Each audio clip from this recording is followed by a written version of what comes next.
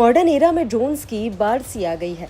हर देश एक से बढ़कर एक एडवांस ड्रोन बनाकर अपनी ताकत को बढ़ा रहे हैं। इस दौर में अब चीन ने भी बड़ी छलांग लगाई है। चीन ने अपने नए और सबसे बड़े ड्रोन पर से पर्दा हटाया है। चीन ने एक बड़े टिल्ट्रोटर ड्रोन को बनाने का खुलासा कर दुनिया भर का ध्यान अपनी ओर खींचा है,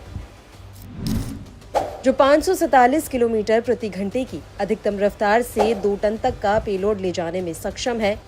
यूनाइटेड एयरक्राफ्ट की ओर से बने ड्रोन को लैनिंग R6000 नाम दिया गया है, जो इस सप्ताह की शुरुआत में पहली बार दक्षिण पूर्वी चीन में अपने प्रोडक्शन फैसिलिटी से बाहर आया। 6 टन का प्लेटफॉर्म मानव युक्त और मानव रहित दोनों तरह के ऑपरेशंस को अंजाम दे सकता है।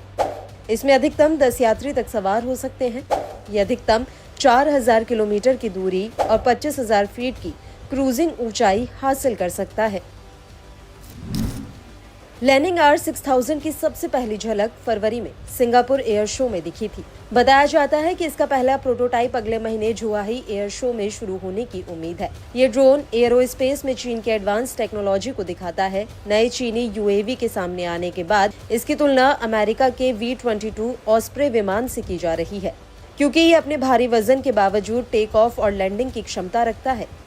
इसकी स्पीड भी सामान्य ड्रोन और हेलीकॉप्टरों के मुकाबले काफी ज्यादा है। ऐसी क्षमता जो केवल ऑस्प्रे जैसे आधुनिक विमान के पास ही होती है। ऐसे में ये कई मायनों में अमेरिकी ड्रोन को टक्कर देने का दमखम रखता है। हालांकि लैनिंग R6000 भार उठाने की क्षमता के मामले में बेल बोइंग मॉडल की तुलना में पीछे है, जो 24 यात्रियों या 4535 किलोग्राम तक का माल ले जा सकता है।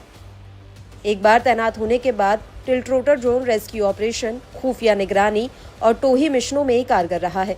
उड़ान भरने और उतरने के दौरान इसके रोटर सीधे ऊपर की ओर घूमते हैं, जिससे यह हेलीकॉप्टर की तरह मंडरा सकता है।